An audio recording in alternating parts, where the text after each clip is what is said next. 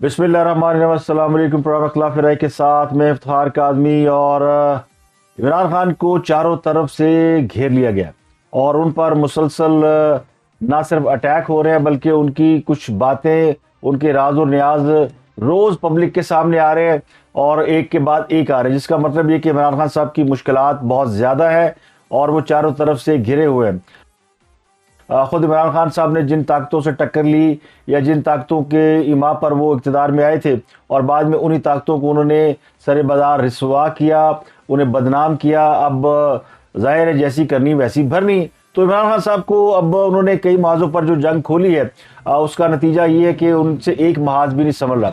वो एक महाज पर खड़े होते हैं तो दूसरे महाज पर उन पर अटैक हो जाता है। जो दूसरों की ऑडियो और वीडियो लीक करवाते थे, जो दूसरों के ज़ाती ज़िंदगी के ऊपर कीचड़ उछालते थे, अब उनको भी मुकाफ़ात अमल का सामना है। तो कहने वाले कहते हैं कि इमरान खान साहब सियासी इंतकाम का नहीं बल्कि मुकाफ़ात अमल का शिकार हैं। कुछ आम खबरें आपके साथ शेयर करेंगे, इमरान खान के साथ क्या क्या होने जा रहा है। और किसी अहम शख्सियत ने, किसी अहम सहाफ़ी ने ये दावा भी किया है कि जनवरी 15 के बाद इमरान खान साहब जो है वो सियासत के मंजरनामे से गायब हो जाएंगे। लेकिन कुछ अहम खबरें और भी हैं और वो ये बताती हैं कि इमरान खान साहब ने जो दूसरों को कहते थे वो किसी को एनआरओ नहीं देंगे, खुद उन्होंने 2 मरतबा एनआरओ लिया। और किस तरह लिया वो भी आपको बता दें कि कुछ अहम सहाफ़ियों के बारे में तहरीक इंसाफ के लोग कहते हैं कि उनकी ड्यूटी लगी है जनरल बाजवा साहब का इमेज क्लीन करना। पता नहीं इस बात में कितनी सच्चाई है, लेकिन उसका कहीं ना कहीं जो तासुर है वो इस तरह मजबूत होता है कि आजकल एक मारूफ सहाफ़ी जावेद चौधरी कॉलम लिख रहे हैं और वो जनरल बाजवा और इमरान खान के हवाले से जो शिकवा जवाब शिकवा की जो कहानियां हैं वो बयान कर रहे हैं। पहले उन्होंने बयान किया था कि इमरान खान साहब मौसम खुश हैं, उन पर जितने एहसानात किए गए थे उन्होंने डसा है बाजवा साहब को, बाजवा साहब मायूस हैं, दुखी हैं। अब बाजवा साहब के बारे में ये कहा गया था कि अगर वो उन्होंने जुबान खोली तो फिर कई राज जो है वो अफशा हो जाएंगी, कई बातें सामने आ जाएंगी। तो एक कॉलम तो ये था जो तासुराती था, जिसमें उन्होंने बाजवा साहब के मुंह से निकले अल्फाज को तासुरात में कलमबंद किया। एक कॉलम उन्होंने और लिखा जिसमें वो ये जाहिर करने की कोशिश कर रहे हैं, ये साबित करने की कोशिश कर रहे हैं कि ये बाजवा साहब ने उन्होंने नहीं बताया, लेकिन उन्हें इस बात का इल्म है कि बाजवा साहब ने इमरान खान साहब को एनआरओ दिया। और ये एनआरओ है इमरान खान के बनी गाला घर के हवाले से, उनको सादिक और मीन ठहराने के हवाले से, ये सबको मालूम है।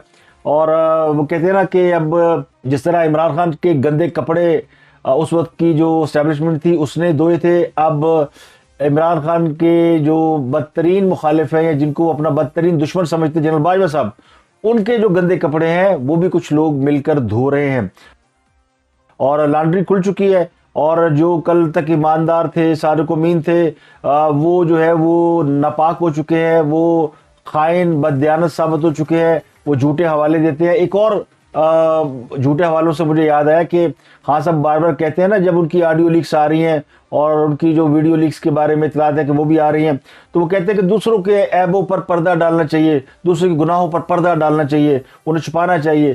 तो मुफ्ती मुनीबुर रहमान ने उनकी तस्दीक फरमा दी है कि जनाब ये आयत नहीं है, ये हदीस है।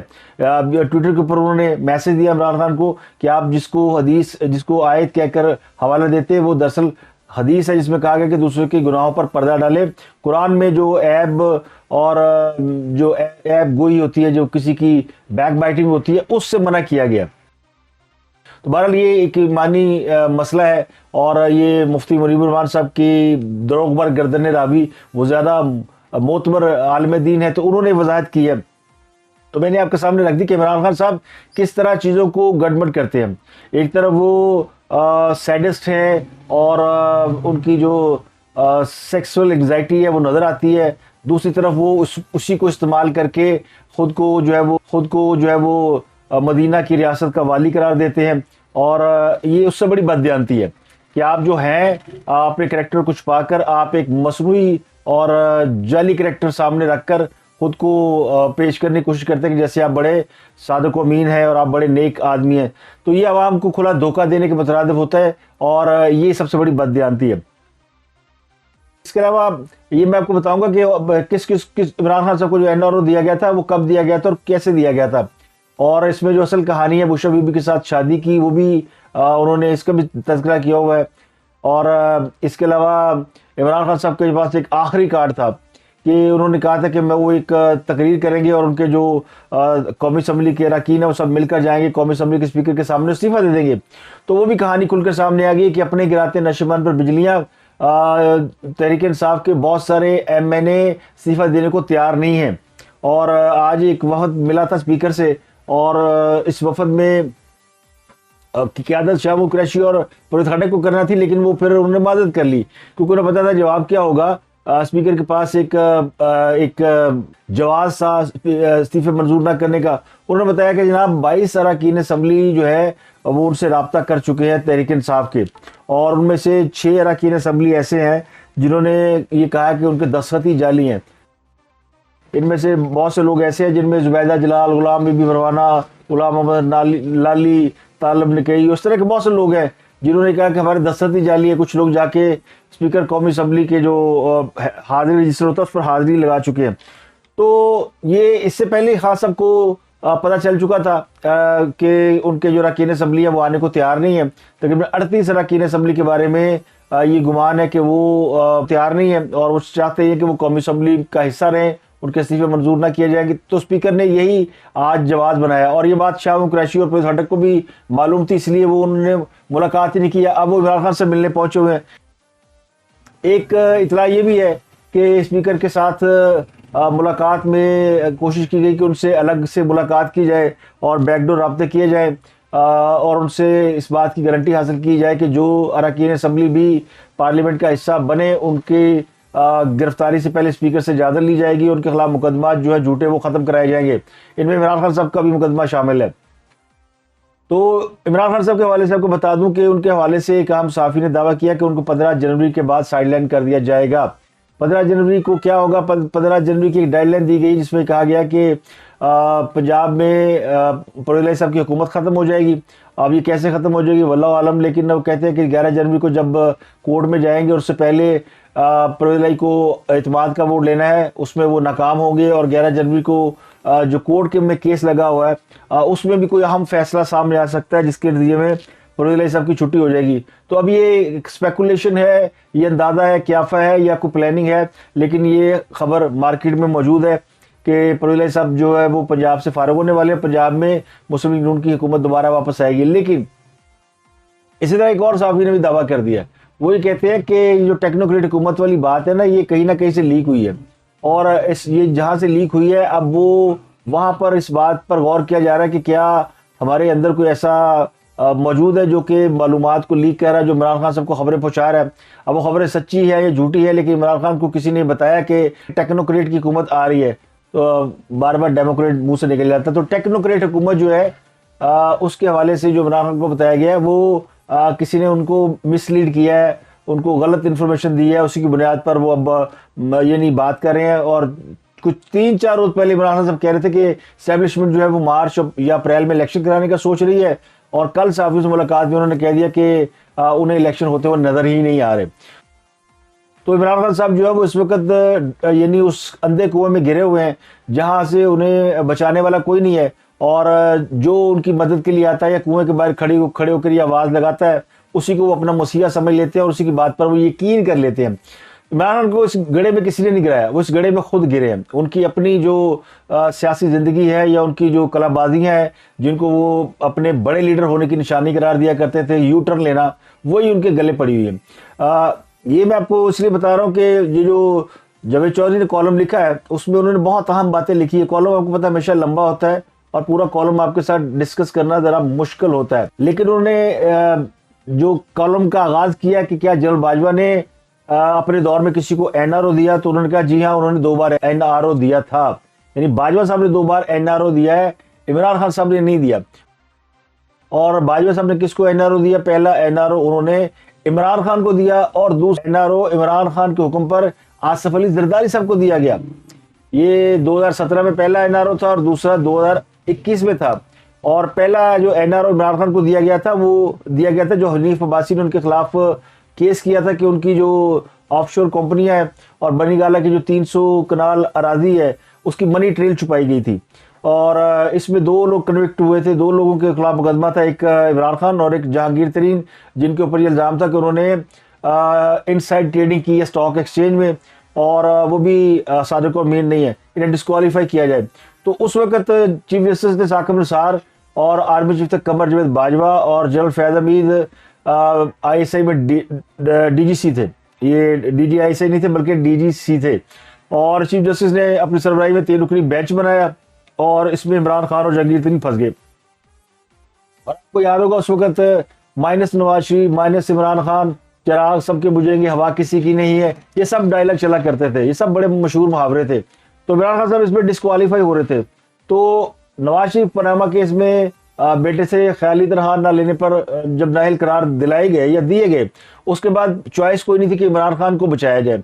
और इमरान खान की मदद के लिए आर्मी चीफ ने हदायत कर दी, जो उस वक्त जनरल बाजवा थे। उन्होंने DGC जनरल फैज हमीद से कहा, फैज हमीद ने पहले एक वकील भेजा, फिर खुद वो जस्टिस साकिब निसार से मिले और बातचीत हुई। फिर जस्टिस साकिब निसार को फैसला लिख कर दिया गया और जस्टिस साकिब निसार ने कहा कि 2 में से एक की कुर्बानी जरूर होगी। तो कहा गया कि जहांगीर तरीन जो है उसकी कुर्बानी जो वो दी जाए। तो जहांगीर तरीन को डिस्क्वालीफाई कर दिया गया वो, और लेकिन इमरान खान साहब जो उसमें बच गए।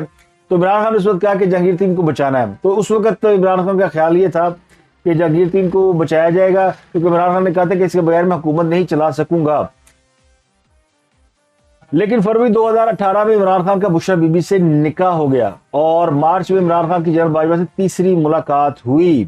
तो इमरान खान ने कहा कि जहांगीर तरीन को रहने दे, इसको बाद में देखेंगे।